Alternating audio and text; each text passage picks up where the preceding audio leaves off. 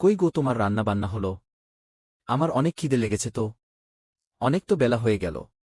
আমাকে আবার ফসল দেখতে যেতে হবে। তুমি আর একটু সকাল সকাল উঠে আমার জন্য রান্না বান্না করে রাখবা, যাতে আমি তাড়াতাড়ি খাবার খেয়ে সকালে কাজে যেতে পারি। তুমি তো খাবার চাইছ। এইদিকে তো ঘরে চাল ডাল সব শেষ। আবার বৃষ্টির জন্যেও তুমি কয়েকদিন বাজারে যেতে পারো না। আজকের চাল ও ডাল কিনে আনবে, নইলে আগামীকাল খাবার কিছু থাকবে না।